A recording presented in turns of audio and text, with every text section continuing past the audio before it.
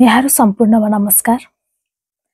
आज चाहिँ म हजुरहरुलाई यो फर्म्याटमा बसेर कसरी लोकसेवाको आन्सरहरु लेख्न सकिन्छ भन्ने विषयमा चाहिँ आफूले गरेका अनुभवहरु शेयरिङ गर्न यहाँहरु समक्ष उपस्थित भएको छु। अब यो लोकसेवामा एउटा फर्म्याट फलो गर्न पर्छ है भनेर त मैले अघिल्लो भिडियोमा भनेको पनि थिएँ हैन। त्यसमा चाहिँ हामीले के गर्ने भन्दा TOBC टेक्निकलाई फलो गर्ने, जसमा चाहिँ T भनेको टपिक हैन, अनि O भनेको ओपनिङ है, अनि B भनेको चाहिँ बडी, अनि C भनेको चाहिँ कन्क्लुजन। यो चारवटा पार्ट चाहिँ हाम्रो आन्सरमा अनिवार्य रूपमा हुन पर्छ भनेर चाहिँ मैले एउटा भिडियो पनि बनाएको थिएँ अघिल्लो चोटी हैन। अनि त्यो भिडियोमा बेस भएर चाहिँ मैले प्र्याक्टिस गर्ने बेला के कसरी लेख्ने गर्थे भनेर चाहिँ मैले सो गर्छु भनेर पनि हजुरहरु समक्ष चाहिँ भनिराखेको थिएँ।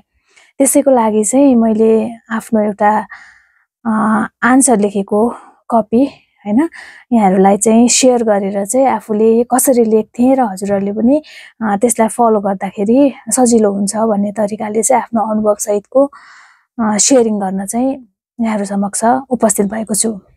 र यो आज मैले चाहिँ जुन शेयरिङ गर्छु हजुरहरुसँग त्यो चाहिँ मैले 2080 साल 1/13 गते लेखेको आफ्नो कपीबाट डाइरेक्ट फोटो खिचेर हजुरहरुलाई चाहिँ त्यसलाई मैले कसरी गरेको थिए भनेर एक्सप्लेन गरेर चाहिँ सो गर्न खोजेको छु आज हैन। अब त्यसरी प्र्याक्टिस गरेको कपीलाई चाहिँ ट्याक्क टाइम फ्रेममा 17 मिनेटमा लेखेको रहेछु मैले त्यो आन्सर है।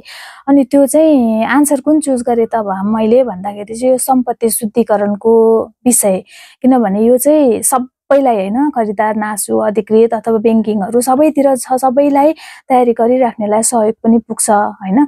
त्यो फेरि मैले एउटा प्र्याक्टिस गरेको कपी हैन को आधारमा चाहिँ त्यसमा सबै कन्टेन्ट पुगेको छ भन्न त सकिदैन। राइटिङ स्पिडको आधारमा धेरै कन्टेन्ट लेख्न सकिन्छ, नलेजको आधारमा धेरै कन्टेन्ट लेख्न सकिन्छ। मैले नै इभन आफ्टर त्यो प्र्याक्टिस गरिसके पछाडी चाहिँ त्यहाँनेरि भएका मिस्टेक्सहरु हैन खोजेर त्यसलाई अरु इम्प्रुभ गरेर कसरी लेख्ने भनेर चाहिँ आफैबाट लर्न गर्ने गरेको थिएँ हैन। अब त्यो हुँदाखेरि चाहिँ ओरिजिनली जे मेरो कपीमा जे जस्तो थियो, जसरी लेखेको थिएँ त्यसै गरी चाहिँ त्यसैलाई चाहिँ मैले फोटोको माध्यमबाट हजुरहरु समक्ष यहाँ चाहिँ शेयर गर्न खोजेको छु हैन। अब त्यसमा कुनै मिस्टेक रहेछ भने पनि अब त्यसलाई चाहिँ यो मिस्टेक रहेछ, यसलाई चाहिँ सुधार्नु पर्छ भन्ने तरिकाबाट बुझ्न पर्यो। मैले चाहिँ त्यो फर्म्याटमा बसेर लेख्ने तरिकालाई चाहिँ आफ्नो तरिकालाई शेयरिङ गर्न खोजेको मात्रै, किनभने यसमा चाहिँ धेरै जनाले सोध्नु भएको छ गाह्रो हुन्छ कसरी गर्ने हैन, कसरी लेख्ने लोकसेवाको आन्सर भनेर चाहिँ सोध्नुहुन्छ। अनि मलाई पनि सुरुमा तयारी गर्दा साह्रै गाह्रो लाग्थ्यो के गर्ने भनेर। इभन तयारी पुग्ने बेलासम्म पनि कति कुरा कन्फ्युजन हुन्छ, ओपनिङमा के लेख्ने, कन्क्लुजनमा स्पेशली के लेख्ने हैन, बडी कसरी लेख्ने भन्नेमा चाहिँ हामीलाई चाहिँ कन्फ्युजन भइरहेको हुन्छ, टपिक कसरी लेख्ने भन्ने कुरामा कन्फ्युजन भएको हुन्छ है। त्यो हुँदाखेरि आज चाहिँ म यो सम्पत्ति शुद्धिकरणको विषय किन शेयर गर्न चाहे भन्दाखेरि यो अहिले त अब हाम्रो नेपाल चाहिँ ग्रे लिस्टमा परेको छ नि त FATF को उसमा चाहिँ हैन। त्यो हुँदाखेरि चाहिँ अब यो ग्रे लिस्टबाट अब कसरी बाहिर आउँछ त नेपाल भन्ने पनि एउटा प्रश्नको विषय भयो हैन। के गर्नुपर्छ त्यसमा भन्ने विषयहरु पनि भयो। त्यो हुँदाखेरि चाहिँ यो टपिक चाहिँ इम्पोर्टेन्ट पनि होला सबैको लागि भनेर यही टपिक भएको कुरालाई चाहिँ मैले हजुरहरु समक्ष यहाँ शेयर गर्न खोजेको है। र आशा पनि गर्दछु पक्कै पनि हजुरहरुलाई सहयोग पुग्नेछ। अब चाहिँ म यो मैले कसरी लेखेको थिएँ आन्सर, के प्रश्न थियो भनेर चाहिँ यहाँ सो गर्छु है त हजुरहरुलाई हैन। मेरो प्रश्न चाहिँ थियो सम्पत्ति शुद्धिकरणका तरिका लेख्दै यसको नियन्त्रणका लागि नेपालमा के कस्ता व्यवस्था गरिएका छन् लेख्नुहोस् भनेर चाहिँ मेरो प्रश्न रहेको थियो। र यसको नम्बर चाहिँ 4+6 हैन। पहिलो खण्डमा के भन्यो त सम्पत्ति शुद्धिकरणको तरिका, त्यसको लागि 4 नम्बर छुट्याइएको छ। अनि अर्को चाहिँ नेपालमा के कस्ता व्यवस्था गरिएका छन् भनेर चाहिँ 6 नम्बर छुट्याइएको, 10 नम्बरको प्रश्न छ यो है। अब यसमा चाहिँ मैले सुरुमा लेख्न थाले है। अनि मैले टपिक के लेखे त यसको लागि भन्दाखेरि सम्पत्ति शुद्धिकरण कालो धनलाई सेतो बनाउने दुष्कार्य भनेर मैले यसको टपिक लेखे है। अब यो टपिक सक्यो। अब टपिक सकिए पछाडी हामीले के लेख्न पर्यो त ओपनिङमा जान पर्यो है। अब ओपनिङ भनेर हामीले लेख्दैनौँ, अब हामी अर्को लेख्छौँ। त्यसमा चाहिँ मैले के गर्थेँ भन्दाखेरि त्यो विषयको जे विषयको बारेमा सोधिएको छ त्यसको परिभाषा जानेको छ भने परिभाषा लेख्ने, अथवा परिभाषा आएन भने त्योसँग सम्बन्धित कुनै पनि कुरा हामीले चाहिँ लेख्न सक्छौँ विषय प्रवेश गर्नको लागि हैन। मैले फलो गरेको टेक्निकमा चाहिँ मैले परिभाषा लेख्ने हैन, मौलिक तरिकाले मलाई घोकेर ठ्याक्क नआउने के हैन, केही कुरा बुझेको हुन्छ त्यसलाई मौलिक तरिकाले लेख्ने। अनि त्यो सेकेन्ड सेन्टेन्समा चाहिँ मैले त्यो विषयलाई कुन कानुनले सम्बोधन गर्छ भनेर कानुनको नाम लेख्ने गर्थेँ हैन। अब यो प्रश्नको उत्तरमा चाहिँ मैले लेखेको छु अवैध तरिकाबाट आर्जन गरेको सम्पत्तिलाई वैध बनाउनका लागि गरिने सम्पूर्ण कार्यहरूको समष्टिलाई सम्पत्ति शुद्धिकरण भनिन्छ भनेर मैले यहाँ लेखेँ है। अनि सेकेन्ड सेन्टेन्समा चाहिँ के लेखेँ त भन्दा सम्पत्ति शुद्धिकरण निवारण ऐन 2064 र नियमावली 2070 ले यसको नियन्त्रणका लागि व्यवस्था गरेको छ भनेर मैले यहाँ लेखेको छु। अब यो मेरो ओपनिङको पार्ट सकियो हैन, किनभने ओपनिङमा यहाँभन्दा धेरै लेख्यो भने हाम्रो समय चाहिँ खर्च हुने हो नि त। त्यो हुँदा अब हामी चाहिँ बडीमा प्रवेश गर्न पर्यो। बडीमा पहिलो खण्डमा हाम्रो के छ त भन्दा सम्पत्ति शुद्धिकरणका तरिका लेख्नुस् भनेको छ नि त। अब मैले लेखेँ सम्पत्ति शुद्धिकरणका तरिका हैन। अब यसमा मैले के लेखेँ भन्दा एउटा चाहिँ रकम राख्ने, अवैध सम्पत्ति कुनै वैध सङ्घ संस्थामा राख्ने कार्य भनेर मैले यसलाई बुदागत रूपमा स्पष्ट पारेँ है। त्यस्तै अर्को चाहिँ के लेखेँ मैले भन्दा तहीकरण गर्ने, विभिन्न वित्तीय सङ्घ संस्थाहरूमा रकम छर्ने कार्य भनेर लेखेँ यसलाई। त्यस्तै अब तेस्रो चरण चाहिँ के हो त भन्दा एकीकरण गर्ने, विभिन्न ब्याङ्किङ संस्थामा जम्मा गरेको रकम वैध कारोबार जस्तै घर जग्गा व्यवसाय तथा अन्य क्षेत्रहरू आदिमा लगानी गरी वैध देखाउने कार्य भनेर यो एकीकरण गर्नेलाई चाहिँ मैले एक्सप्लेन गरेँ। त्यस पछाडि यो पहिलो खण्डको कन्क्लुजन लेख्छु म है।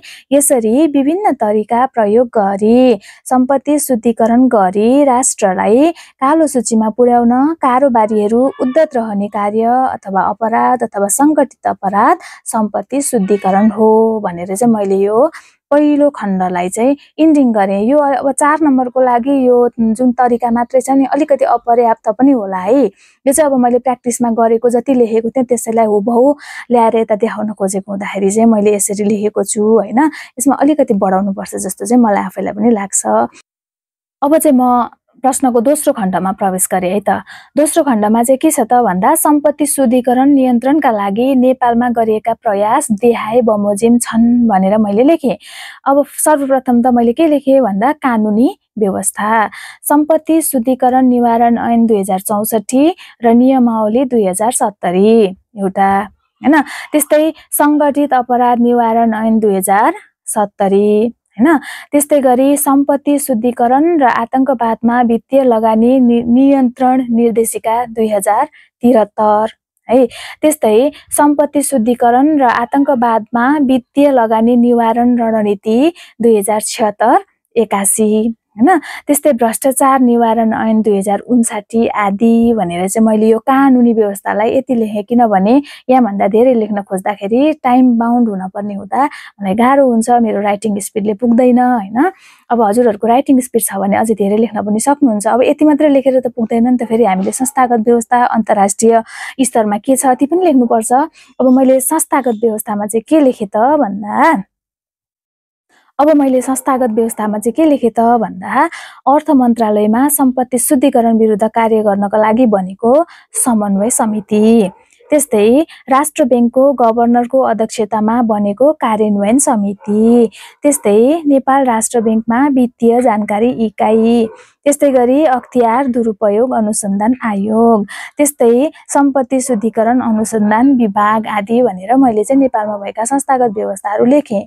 अब अर्को चाहिँ अन्तर्राष्ट्रिय स्तरमा भनेर लेखेँ, जसमा चाहिँ नेपालको समेत आबद्धता रहेको छ हैन। यसमा चाहिँ FATF financial action task force हैन। यो FATF ले चाहिँ अहिले नेपाललाई सम्पत्ति शुद्धिकरणको मामिलामा चाहिँ ग्रे लिस्टमा पनि राखेको छ हैन, जसले चाहिँ अब नेपाललाई धेरै कुराहरूमा चाहिँ अप्ठ्यारो पनि पार्छ है। अब त्यो ग्रे लिस्टबाट बाहिर निस्किनको लागि राष्ट्रले प्रयास पनि गरिरहेको छ र आशा गरौँ हैन निस्कन्छ पनि होला। है। अब यो क्वेसनको आन्सरमा चाहिँ यो मैले जुन आन्सर लेखेको थिएँ त्यो बेला त यो ग्रे लिस्टमा परेको अवस्था थिएन है। अब यसमा मैले के लेखेँ भन्दा अन्तर्राष्ट्रिय स्तरमा हुने सम्पत्ति शुद्धिकरणका गतिविधि नियन्त्रण,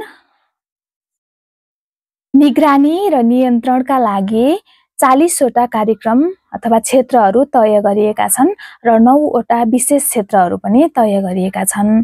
त्यस्तै एसिया प्रशान्त क्षेत्र समूह अनि अर्को चाहिँ एगमन समूह भनेर चाहिँ मैले लेखेँ, किनभने यिनीहरूमा चाहिँ नेपालको पनि प्रतिबद्धता रहेको छ है। अब म प्रश्नको अन्तिमतिर भनेको कन्क्लुजनमा प्रवेश गर्छु। हामीले TOB कम्प्लिट गर्यौं हैन, टपिक लेख्यौं, ओमा हामीले के लेख्यौं, ओपनिङ लेख्यौं, अनि बी को पहिलो खण्डको आन्सर पनि लेख्यौं र अनि बी को दोस्रो खण्डको आन्सर पनि लेख्यौं बडीको हैन। अब कन्क्लुजनमा प्रवेश गर्दाखेरि मैले के लेखे त भन्दा म निष्कर्ष अथवा कन्क्लुजन भनेर टपिक लेख्नु पर्दैन त्यहाँ हैन। अब टु सम अप हैन, अब यसरी भनेर हामीले गर्न सक्छौं। यसमा चाहिँ मैले के गरे त भन्दा यसरी अन्तर्राष्ट्रिय प्रयासमा हातेमालो गर्ने प्रतिबद्धता तथा विभिन्न राष्ट्रिय रूपमा नियन्त्रणका उपायहरू अवलम्बन गरी नेपालले सम्पत्ति शुद्धिकरण निवारणका प्रयास गरिराखेको छ। यद्यपि ती उपायहरूको कडाइका साथ कार्यान्वयन गर्दै अगाडि बढ्नु आजको परिवेशमा चुनौतीपूर्ण भए पनि टर्कारो आवश्यकता हो भनेर मैले चाहिँ यहाँ इन्डिङ गरेको छु हैन। अब अहिलेको कन्टेक्स्टमा हजुरहरूले इन्डिङ गर्दाखेरि चाहिँ हजुरहरूले त्यो ग्रे लिस्टको कुरालाई अलिकति छोएर हैन, अहिलेको लागि चाहिँ ग्रे लिस्टबाट बाहिर आउनको लागि चाहिँ टर्कारो आवश्यकता हो भनेर पनि हजुरहरूले त्यसमा लेख्न सक्नुहुन्छ है। र यो आन्सर चाहिँ मैले टाइमर लगाएर 17 मिनेटमा कम्प्लिट गरेको यो आन्सर थियो। प्र्याक्टिस कपी जस्ताको तस्तै यहाँहरु समक्ष मैले शेयर गरेँ हैन। अब यसमा चाहिँ अब मैले त्यो प्र्याक्टिस गर्दा नहेरिकन लेखेको आन्सर हो नि त। आन्सर पनि हामीले फेरि कसरी गर्थ्यौं भन्दा मेरो एकजना साथी हुनुहुन्थ्यो हैन, अनि मेसेन्जरमा मलाई प्रश्न पठाउनुहुन्थ्यो, मैले उहाँलाई मेसेन्जरमा प्रश्न पठाउँथे, अनि ट्याक्क टाइमर लगाएर अनि उहाँले पठाएको प्रश्न चाहिँ नहेरिकन तयारी अवस्थामा बसेर चाहिँ लेख्ने, उहाँले चाहिँ मैले पठाएको लेख्ने, यसरी चाहिँ हामीले गर्ने गर्थ्यौं हैन। अनि अब ट्याक्क कपीबाट किताबबाट सारेको त होइन नि त, कतिपय मिस्टेकहरु पनि हुन सक्छ। अब पछि मैले यो कापी जस्ताको तस्तै यहाँहरु समक्ष शेयर गरे। अब पछि मैले यसमा पत्ता लगाएको चाहिँ शुद्धिकरणको चाहिँ शुद्धि लेख्दाखेरि दीर्घ हुने रहेछ हैन। अनि कतिपय अब मेरो त्यो पहिलो खण्डमा अलिकति पुगेन भन्ने पनि मलाई फिलिङ भयो हैन। यस्ता कुराहरु चाहिँ हामीले आफैबाट आफैले सिक्नको लागि यो प्र्याक्टिस राइटिङ भन्ने चाहिँ एकदमै महत्त्वपूर्ण विषय पनि हो। त्यो कुरा पनि हजुरहरुलाई सिकाउनको लागि चाहिँ मैले जस्ताको तस्तै हैन 2080 साल 1/13 मा लेखेको यो कपीको चाहिँ आन्सर चाहिँ यसरी प्रस्तुत गरेको छु र आशा गर्दछु हजुरहरुलाई यसले पक्कै पनि सहयोग गर्नेछ। यो फर्म्याटलाई फलो गरेर हजुरहरुले अझ राम्रो कन्टेन्ट बनाएर हैन तयारी पुर्याएर लेख्नु भयो भने पक्कै पनि हजुरहरुको नाम लोकसेवाले पत्याउने छ हैन। लोकसेवाको चाहिँ रिजल्टको लिस्टमा हजुरहरुको नाम पनि आउने छ र यसको लागि हजुरहरुलाई धेरै धेरै शुभकामना भन्दै आजको लागि चाहिँ यहाँहरु समक्षबाट बिदा हुन चाहन्छु। हस्त।